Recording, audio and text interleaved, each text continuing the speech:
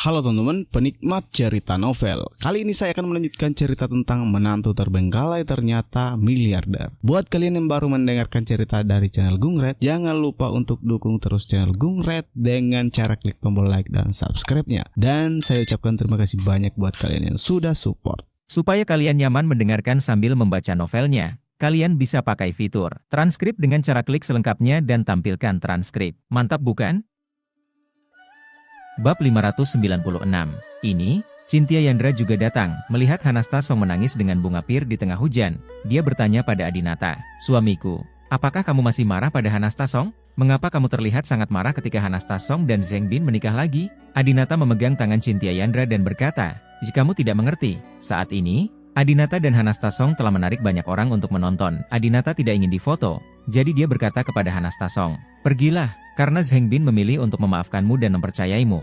Aku, orang luar, tidak bisa berkata apa-apa.'" Hanastasong segera berdiri dan menyeka air matanya. Terima kasih, Adinata, terima kasih telah begitu peduli padaku dan Zheng Bin. Aku tahu kamu masih menganggap kami sebagai teman. Kami akan menjalani kehidupan yang baik di masa depan. Aku harap suatu hari, kita bisa duduk dan minum bersama." Segera, Hanastasong berbalik dan pergi. Melihat foto orang tua Hanastasong dan Zheng Bin berdiri bersama dengan harmonis, Adinata menghela nafas. Bagaimana? Hanastasong hanyalah orang yang tidak penting bagi Adinata. Alasan mengapa dia begitu gugup tentang hubungannya dengan Zheng Bin adalah karena dia mengalami mimpi yang berulang tahun lalu. Dalam mimpi itu, Hanastasong dan Zheng Bin kembali bersama. Pertama, Maktika menjalani operasi plastik, dan sekarang Hanastasong dan Zheng Bin menikah lagi. Isi mimpiku semuanya menjadi kenyataan satu persatu. Ketika Adinata mengalami mimpi itu, sebelum Maktika menjalani operasi plastik, Adinata bermimpi bahwa Maktika tampak persis seperti bintang besar saat ini Wibisana Zenyu setelah operasi plastik. Adinata selalu menganggap ini kebetulan. Namun kini, hal lain dari mimpi itu menjadi kenyataan. Hanastasong dan Zheng Bin menikah lagi. Jika semua isi mimpi ini menjadi kenyataan, dalam mimpi itu, Jelita dan aku akan menikah. Dalam mimpi itu, Adinata mengenakan jas dan Jelita mengenakan gaun pengantin berwarna putih. Mereka akan menikah di pantai yang romantis. Maktika, yang telah menjalani operasi plastik, dan Hanastasong, Zheng Bin, yang telah menikah lagi, keduanya datang untuk menghadiri pernikahan tersebut. Jika mimpi ini benar-benar menjadi kenyataan, itu artinya Adinata mungkin akan menikah lagi dengan Jelita. Mustahil, tidak mungkin aku menikahi wanita jalang itu lagi. Ketika Adinata memikirkan hal ini, dia sendiri langsung memfotonya. Sekarang aku cantik, dan aku punya dua istri yang baik seperti Anastasia. Sekalipun aku serakah dan ingin mencari istri lain, aku masih punya istri dari negara Han, yang bisa membuatku lebih tertarik daripada Jelita. Bahkan jika aku mencari istriku atau wanita lain, aku tidak bisa mencari Jelita lagi. Adinata mengetahui hal ini dengan sangat baik, dia tidak lagi memiliki perasaan yang sama terhadap Jelita seperti sebelumnya. Tapi, jika hal ini benar-benar menjadi kenyataan suatu hari nanti, apakah itu berarti aku memiliki kemampuan untuk memprediksi masa depan? Bermimpi tentang hal-hal yang akan terjadi di masa depan. Bukankah ini kekuatan super Tuhan? Adinata tiba-tiba teringat cerita yang pernah diceritakan kakeknya tentang 8 keluarga besar dan para dewa. Pada awalnya, karena apa yang diprediksi oleh dewa kecil, di dalam mimpinya menjadi kenyataan, 8 keluarga besar mengetahui betapa kuatnya dia dan menggunakan kemampuannya untuk secara bertahap mengendalikan seluruh dunia. Apakah aku, dewa generasi baru? Adinata menjadi bersemangat. Sekarang keluarga Brahma dalam bahaya dan dipandang rendah oleh 7 keluarga besar lainnya. Jika Adinata adalah dewa dan dapat meramal masa depan, dia dapat menyelamatkan keluarga dan bahkan menginjak-injak 7 keluarga besar lainnya di bawah kakinya. Di seluruh dunia, hanya keluarga Brahma yang mendominasi. Adinata terjebak dalam kontradiksi yang sangat besar. Hanya ketika semua mimpinya menjadi kenyataan barulah dia memiliki kesempatan untuk membuktikan bahwa Adinata adalah dewa dan memiliki kemampuan seperti itu. Namun, jika mimpinya benar-benar menjadi kenyataan, berarti dia akan menikah lagi dengan Jelita. Ini bukan hal terburuk. Yang lebih tidak bisa diterima adalah Adinata juga mengalami mimpi yang berulang. Dalam mimpinya, Cynthia Yandra tertembak dan berdarah. Jika Adinata benar-benar memiliki kemampuan untuk memprediksi masa depan, maka Cynthia Yandra mungkin akan mati di masa depan. "Suamiku, ada apa denganmu?" Cynthia Yandra melihat Adinata lesu dan khawatir dengan kondisinya. Adinata memandang Cynthia Yandra, yang lebih kurus dari sebelumnya, dan memeluknya erat. Dikelilingi oleh turis, Cynthia Yandra merasa malu. Apa yang kamu lakukan? Jangan lakukan ini di siang hari bolong." Adinata merasa berkonflik di dalam hatinya. Dia tidak ingin menikahi Jelita lagi. Dia juga tidak ingin sesuatu terjadi pada Cynthia Yandra. "Mungkin aku terlalu khawatir. Bagaimana aku bisa menjadi dewa?" Aku bermimpi tentang Maktika menjalani operasi plastik karena aku selalu tahu dia adalah wanita yang menyukai kecantikan. Itu berdasarkan penilaianku terhadap karakternya. Hal yang sama berlaku untuk memimpikan Zheng Bin dan Hanasta Song kembali bersama. Itu juga berdasarkan penilaian kepribadian mereka. Prediksiku selalu akurat, karena Adinata paham dengan hubungan antara psikologi dan jikita perubahan. Prediksi Adinata sudah sangat akurat. Ini mungkin tidak ada hubungannya dengan apakah dewa itu dewa atau bukan. Kecuali suatu hari nanti, Adinata benar-benar berpegangan tangan dengan jelita lagi. Jika tidak, Adinata tidak akan percaya bahwa dia adalah dewa baru. Ada apa, suami? Anastasia juga datang dan bertanya dengan prihatin. Adinata tersenyum dan tidak memberitahu mereka kekhawatiran di hatinya untuk menyelamatkan mereka dari memikirkannya. Oh, tidak apa-apa. Aku berpikir, karena kita bertiga sedang bermain bersama, ayo kita mengunjungi beberapa atraksi lagi. Setelah bermain di tembok besar, ayo kita pergi ke Jingdong Grand Canyon. Anastasia mengangguk gembira. Oke, jarang keluar, main saja selama 2 hari. Tapi jangan biarkan Sisi tahu bahwa kita keluar untuk bermain, kalau tidak dia akan tahu. Dan dia pasti tidak akan senang jika kita tidak. Jangan bawa dia bersama kita. Haha, sore berikutnya, Adinata, Anastasia dan Cynthia Yandra masih bermain di pinggiran ibu kota. Tiba-tiba, Anastasia menerima telepon dari ayahnya, Mingze Sakti. Anastasia, kamu di mana? Apakah kamu baik-baik saja? Suara Mingze Sakti terdengar sangat cemas. Anastasia berkata, saya, Adinata dan Sister Cynthia sedang bermain di pinggiran kota. Saya baik-baik saja. Mengapa Anda bertanya seperti ini? Apakah terjadi sesuatu? Mingze Sakti berkata, ibumu dibawa pergi pagi ini. Anastasia, apa? Setelah mengetahui bahwa Chalister telah ditangkap, Adinata segera mengantar Anastasia dan Cynthia Yandra pulang. Adinata dan Anastasia datang ke rumah kakek Anastasia. Pada dasarnya semua orang di keluarga Sakti ada di sini. Anastasia masuk dan bertanya dengan cemas. Ayah, apa yang terjadi? Bagaimana ibuku bisa dibawa pergi? Oleh siapa? Mingze Sakti menggelengkan kepalanya. Kami tidak tahu siapa orang itu. Pengawal yang bertanggung jawab melindungi ibumu pingsan.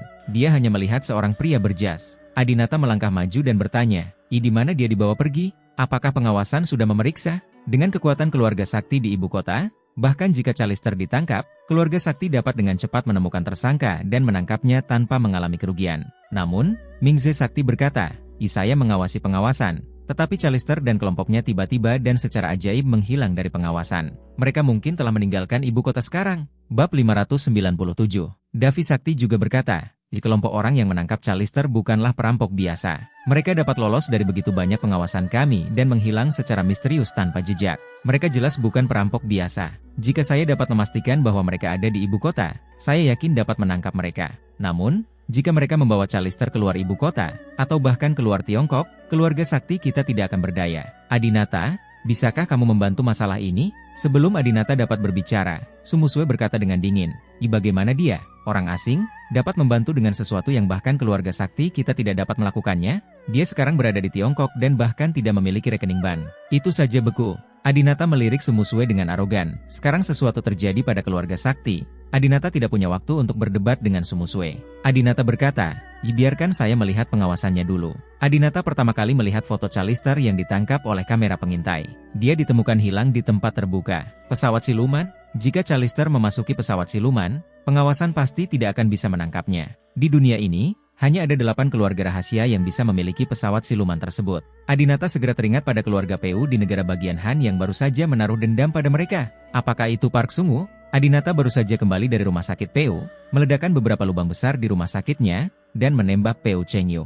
Meskipun keterampilan medis keluarga Peu tidak memungkinkan dia bergantung pada kursi roda seperti Manson, itu tetap saja akan sangat menyakitkan. Selain itu, Adinata mencuri tas obat berharga keluarga Peu dari keluarga Peu. Park Chengyu selalu memikirkan Chalister, dan sangat mungkin dia akan mengambil kesempatan untuk membalas Adinata. Anastasia tampak sangat khawatir. Ibu jarang berteman dengan orang asing dan tidak pernah menyinggung siapapun. Siapa yang begitu kejam hingga tiba-tiba menculiknya? Jangan biarkan apapun terjadi pada ibu. Meskipun Anastasia sering berselisih paham dengan Chalister, ibu dan putrinya memiliki cinta yang dalam, dan dia sangat sedih melihat ibunya dibawa pergi. Adinata menepuk bahu Anastasia dan berkata dengan nyaman, Anastasia, jangan khawatir, aku tahu siapa yang membawanya pergi. Biarkan aku yang menangani masalah ini. Davi Sakti berkata dengan cepat, Adinata, tahukah kamu siapa orang itu? Manson, yang sedang duduk di kursi roda, juga berteriak, katakan padaku dengan cepat, bajingan mana yang menculik ibuku, aku akan membunuhnya. Sumusue juga berkata, Yi Bibi berasal dari keluarga sakti kami. Dia bahkan berani menangkap orang-orang dari keluarga sakti, karena dia menentang keluarga sakti kami. Jika orang-orang seperti itu tidak ditangani, akan sangat menakutkan jika dipikir-pikir. Saya bahkan tidak berani keluar. Adinata berkata, jika tebakanku benar, itu pasti keluarga PU dari negara Han. Keluarga Hangwo PU. Apa yang mereka lakukan? Kenapa aku belum pernah mendengar tentang mereka? Orang-orang di keluarga sakti terlihat asing ketika mendengar nama keluarga PU. Keluarga Park adalah keluarga yang tertutup, jadi tentu saja mereka tidak mengetahuinya. Adinata tidak ingin menjelaskan terlalu banyak kepada mereka. Adinata memandang Davi Sakti dan berkata, Tuan Sakti, masalah ini mungkin terjadi karena saya, jadi saya akan bertanggung jawab untuk mendapatkan ibu saya kembali. Davi Sakti mengangguk. Baiklah, Adinata, jika Anda membutuhkan bantuan saya, tolong beritahu saya kapan saja. Bagus. Adinata tidak membuang waktu, dan terbang langsung ke negeri Han. Segera, dia terbang ke rumah sakit rahasia di negeri Han yang dia kunjungi terakhir kali. Pada saat ini, King Long telah menyerahkan obat Juwita Jayanti dan keluarga PU kepada tim peneliti medis keluarga Brahma Inggris dan berhasil bergegas kembali. King Long, ada berapa orang di sana sekarang? Adinata bertanya. King Long menjawab, 200 orang.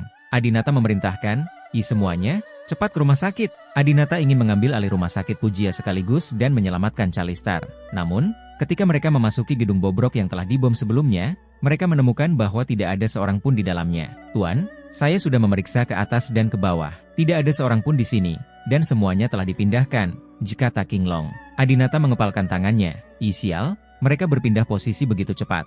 Bagi keluarga yang tertutup, kerahasiaan sangatlah penting. Sekarang rumah sakit swasta keluarga PU telah diketahui Adinata. Itu bukan lagi tempat rahasia bagi keluarga Brahma. Oleh karena itu demi keselamatan, keluarga PU segera memilih pindah posisi dan meninggalkan tempat ini. Sial, ini satu-satunya tempat yang aku tahu tentang keluarga PU.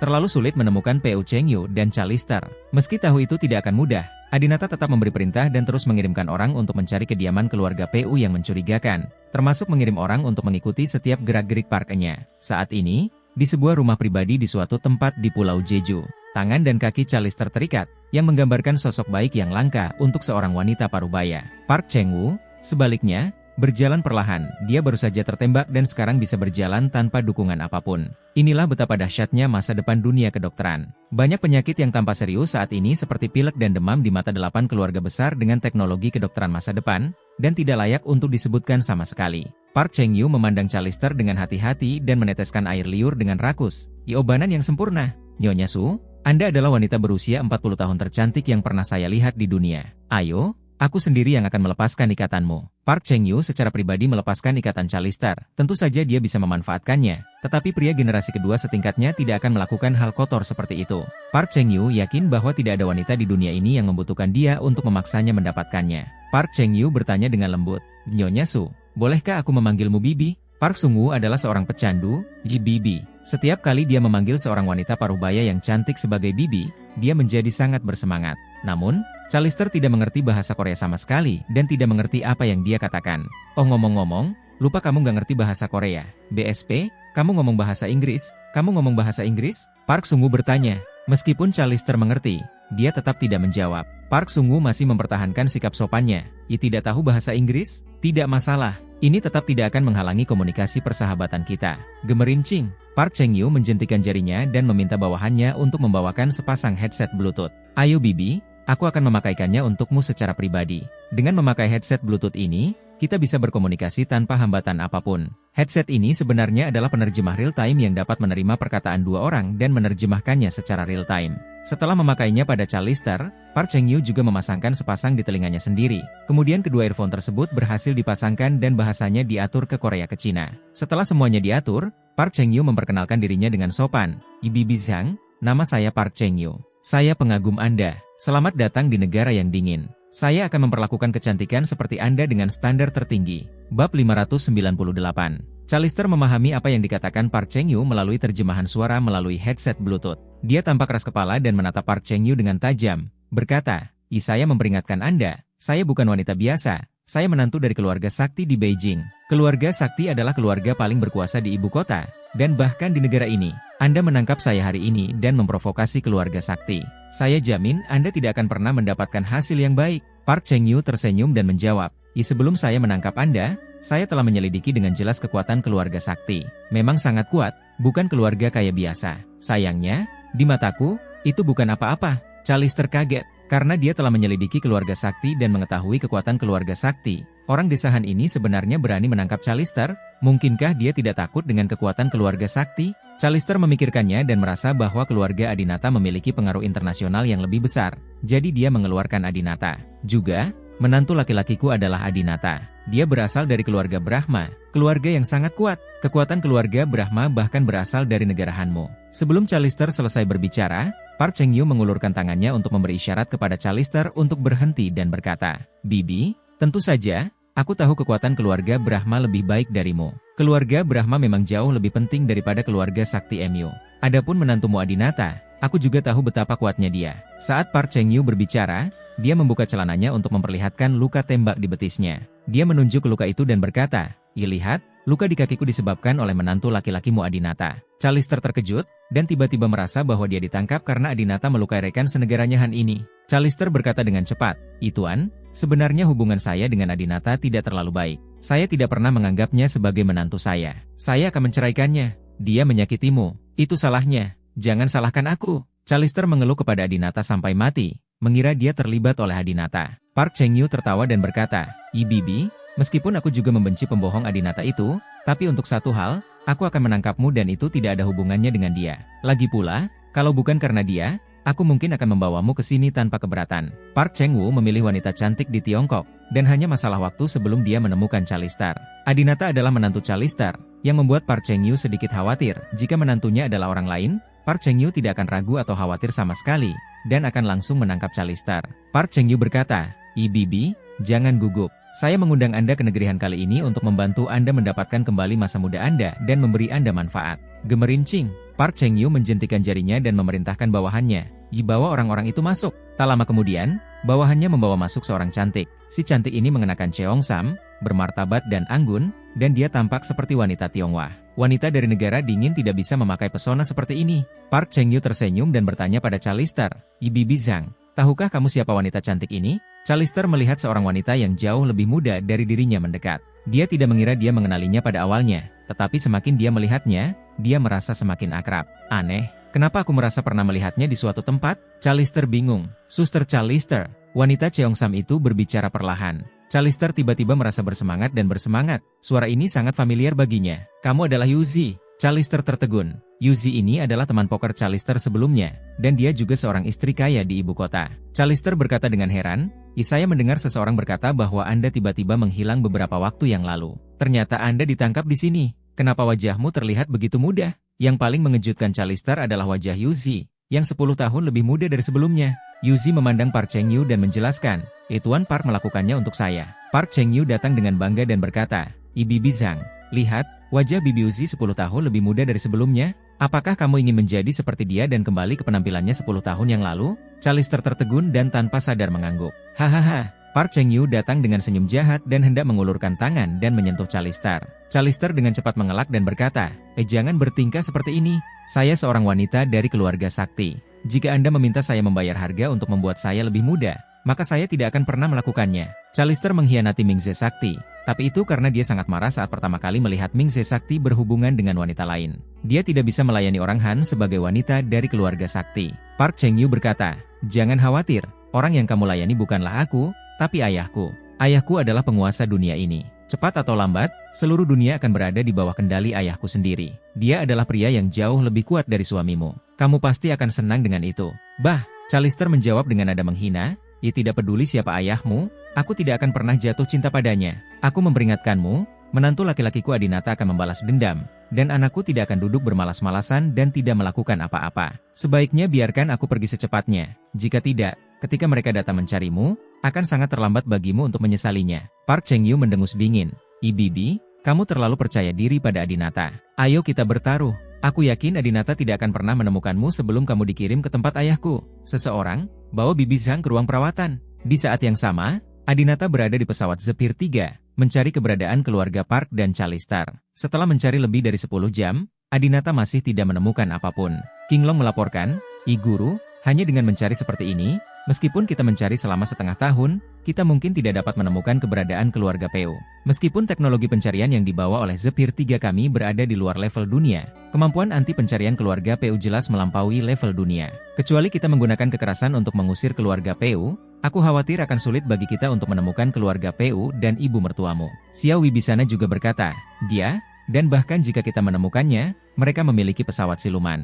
Mereka dapat menyingkirkan kita kapan saja. Adinata juga sedikit bermasalah, sungguh merepotkan melawan keluarga rahasia. Adinata memeriksa waktu dan melihat Callister telah dibawa pergi selama 20 jam. Jika keluarga Peu berniat menyakitinya, dia pasti sudah mati 100 kali lipat sekarang. Namun, jika keluarga Peu ingin merawatnya dan membuatnya 10 tahun lebih muda, tidak perlu khawatir, karena akan memakan waktu setidaknya setengah bulan untuk benar-benar berubah menjadi seperti 10 tahun yang lalu. Sialan Peu Chengyu mengetahui dengan jelas bahwa Callister adalah ibu mertuaku, namun dia berani mengirim orang untuk menangkapnya. Dia tidak menganggap serius aku atau keluarga Brahma kami. Oke, karena kamu menangkap keluargaku, aku akan menangkap keluargamu juga. Adinata tiba-tiba bertanya pada Wibisana Arce, saya meminta Anda untuk memantau parknya. Bagaimana pemantauannya? Bab 599.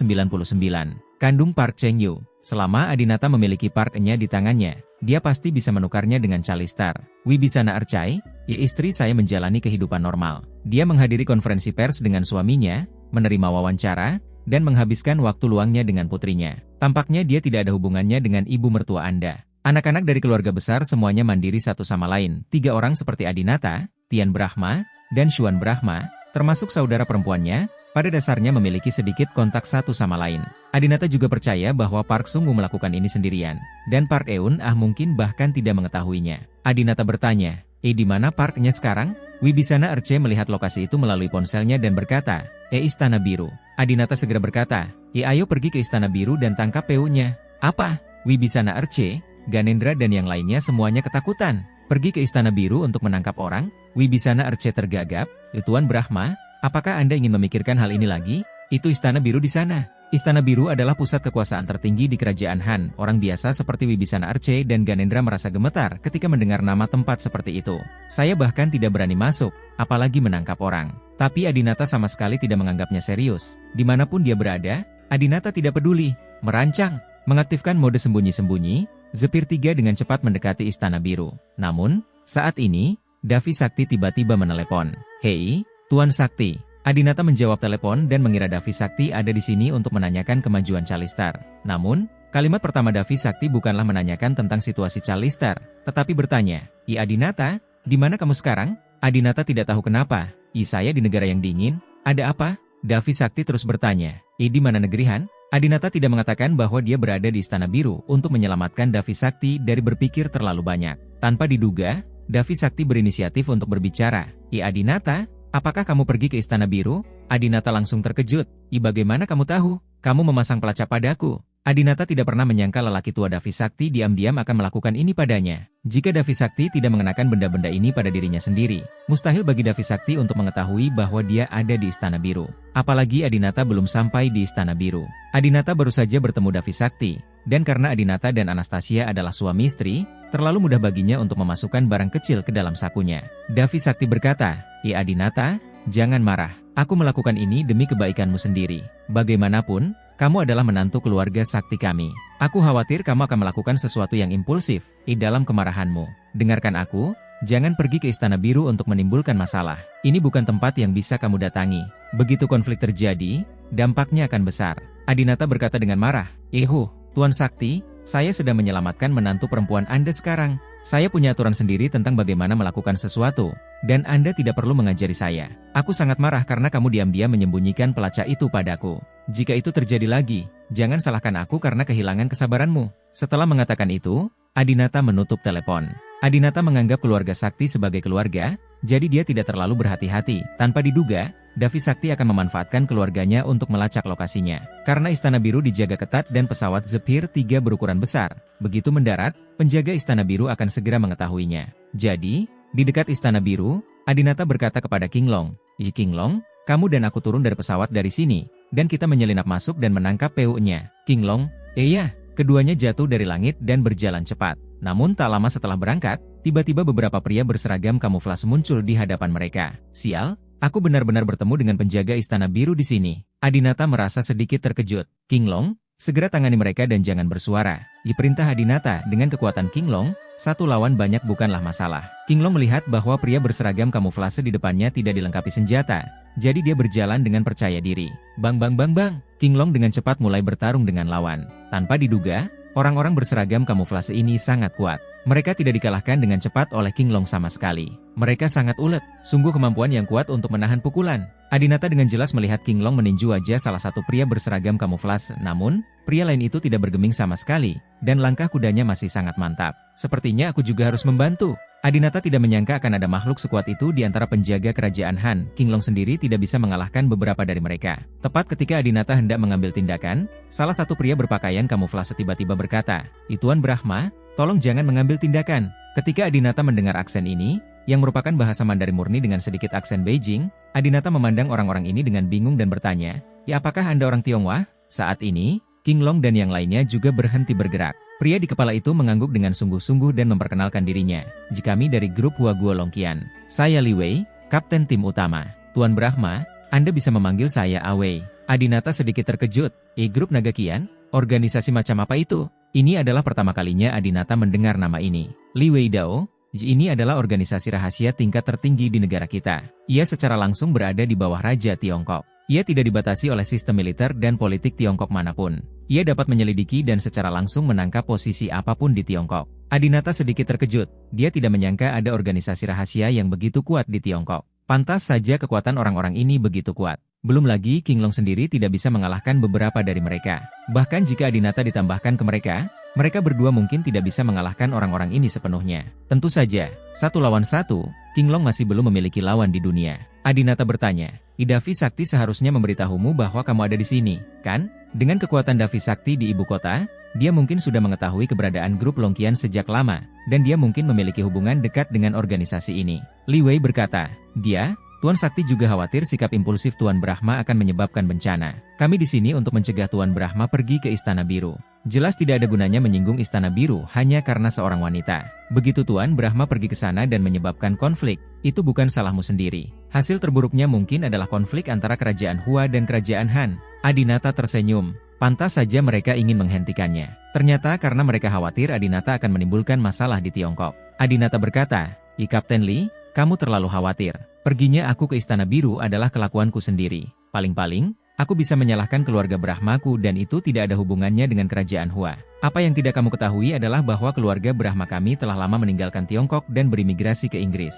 Setelah mendengar ini, Li Wei berkata dengan serius, Tuan Brahma, bukan saya yang tidak tahu apa-apa, saya khawatir itu Anda. Bab 600. Adinata bingung sejenak. Apa maksudmu dengan ini? Li Wei berkata dengan tenang. Meskipun kakekmu, Tuan Brahma Chonghai, pindah dari Tiongkok ke Inggris beberapa tahun yang lalu. Nyatanya, Tuan Brahma selalu orang Tiongkok dan selalu bekerja untuk Tiongkok. Faktanya, Tuan Brahma telah memberikan bantuan teknis yang besar kepada kekuatan militer Tiongkok kita selama bertahun-tahun. Dia adalah dermawan bagi kita semua di Tiongkok. Adinata tertegun sejenak, lalu perlahan mulai berpikir dengan hati-hati.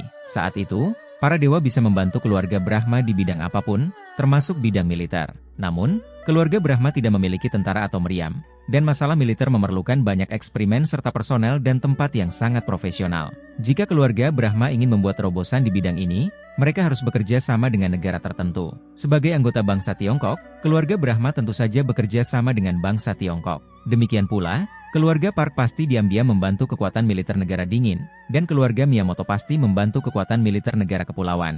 Li Wei Dao, Tuan Brahma, sebenarnya kami bertemu ketika Anda pertama kali menginjakan kaki di ibu kota. Kami hanya melangkah maju untuk berkomunikasi secara aktif dengan Anda hari ini. Salah satunya adalah mencegah Anda memasuki Istana Biru. Kedua, saya ingin bertanya kamu, apa yang kamu pikirkan? Bagaimana menurutmu? Adinata bertanya dengan hati-hati. Li Wei ini diam-diam telah mengamatinya begitu lama tanpa menyadarinya. Organisasi Naga Qian di Tiongkok tidak boleh diremehkan. Li Wei bertanya, jika Anda mengambil alih keluarga Brahma di masa depan, apakah Anda akan terus memberikan bantuan pada teknologi militer negara kita? Mendengar pertanyaan Li Wei, Adinata tahu bahwa Li Wei tahu banyak tentang kekuatan dan rahasia keluarga Brahma. Setidaknya dia sudah tahu bahwa keluarga Brahma memiliki teknologi militer yang bertahun-tahun melampaui dunia ini. Meski Tuhan telah mati selama 20 tahun, keluarga Brahma jelas tidak menyumbangkan seluruh teknologi era super yang diberikan Tuhan kepada Tiongkok. Jika tidak, keluarga Brahma saat ini tidak memiliki nilai guna. Struktur dunia tidak lagi dikendalikan oleh 8 keluarga besar. Adinata sangat berhati-hati dan tidak menjawab secara langsung. Dia tersenyum dan berkata, mengapa kamu menanyakan pertanyaan ini padaku? Kamu harus bertanya pada kakak tertuaku. Sejak zaman kuno, bukankah putra tertua yang mewarisi tujuan besar? Di masa depan, kami Adinata Tian Brahma juga akan bertanggung jawab atas urusan keluarga. Li Wei masih serius dengan kata-katanya. Sebenarnya, kami telah bertanya kepada Tuan Brahma Tian, lebih dari sekali. Oh, apa yang dia katakan? Adinata penasaran. Li Wei menggelengkan kepalanya. Tuan Brahma Tian tampaknya tidak memiliki perasaan yang mendalam terhadap Tiongkok. Dia tidak pernah memberi kami jawaban yang jelas. Kami khawatir jika sesuatu terjadi pada Tuan Brahma, keluarga Brahma akan jatuh ke dalam di tangan Tian Brahma. Di tangan Tuan Brahma, negara kita, Tiongkok, akan kehilangan kualifikasi untuk menerima dukungan teknis dari keluarga Brahma. Kami tentu saja menyesali hal ini. Tapi yang lebih kami khawatirkan adalah keluarga Brahma akan mendukung negara lain. Jadi, dibandingkan dengan Tian Brahma, kami berharap Anda dapat mewarisi tujuan besar keluarga Brahma. Adinata tidak menyangka bahwa Tian Brahma tidak akan menyetujui permintaan Li Wei, dan dia tidak tahu apa yang dipikirkan Tian Brahma. Adinata tersenyum dan berkata, bagaimana kamu tahu bahwa setelah aku mewarisi bisnis keluarga Brahma, aku pasti akan membantumu? Li Wei Dao, Anda adalah cucu ipar Tuan Sakti. Tuan Sakti mengatakan bahwa Anda adalah orang yang sangat jujur dan setia dengan perasaan mendalam terhadap Tiongkok. Anda pasti akan berdiri di depan yang sama dengan kami. Adinata tiba-tiba teringat bahwa dia dan Davi Sakti pernah membicarakan topik serupa beberapa hari yang lalu. Ternyata dia sedang membohongi dirinya sendiri saat itu.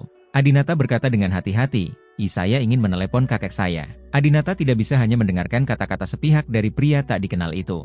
Kakek tidak pernah memberitahunya tentang masalah ini. Dia harus bertanya sendiri kepada kakek. Hei, kakek, Adinata, ada apa? Saya bertemu dengan seseorang yang mengaku sebagai grup naga Kian Tiongkok. Dia mengatakan bahwa kami diam-diam membantu Tiongkok, bukan? Chong Hai Brahma berkata perlahan. Dia, Nak, di dunia sekarang ini, kita tidak bisa hanya mengembangkan internet dan teknologi. Kekuatan militer adalah sumber kepercayaan diri untuk berbicara. Oleh karena itu, kita harus bekerja sama dengan tentara Tiongkok. Hal yang sama berlaku untuk keluarga lainnya. Mereka juga membantu negaranya. Kekuatan militer Amerika Serikat didukung oleh dua keluarga rahasia, keluarga Ross dan keluarga George. Namun, dalam beberapa tahun terakhir, ketika mereka menjadi semakin terkenal secara internasional, 7 keluarga besar lainnya, terutama negara Han, negara pulau, dan Amerika Serikat, menyalahkan keluarga Brahma kami atas kejahatan tersebut. Adinata mendengar bahwa Chong Hai Brahma sedikit marah dan bertanya, jadi, apakah kami dipaksa meninggalkan Tiongkok oleh 7 keluarga besar lainnya? Chong Hai Brahma menjawab, pada pertemuan 8 keluarga besar, mereka semua menuduh saya melakukan hal ini. Saya tidak punya pilihan selain pindah dari Tiongkok ke Inggris dan untuk sementara memutuskan semua hubungan dengan Tiongkok. Kecuali yang satu itu, semua pemimpin politik dan bisnis di Tiongkok berpikir bahwa saya telah menghasilkan cukup uang di Tiongkok, jadi mereka memanfaatkannya dan melarikan diri.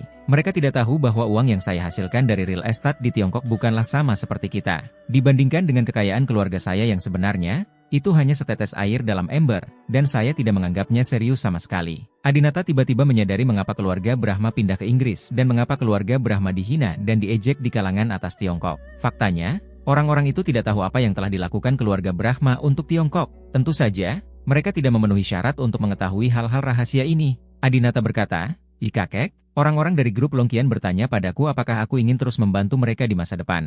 Bagaimana aku harus menjawabnya? Chong Hai Brahma berkata, anakku, ketika kamu besar nanti, jika tanggung jawab penting keluarga Brahma akan diserahkan kepadamu di masa depan, kekuatan pengambilan keputusan akan sepenuhnya menjadi milikmu.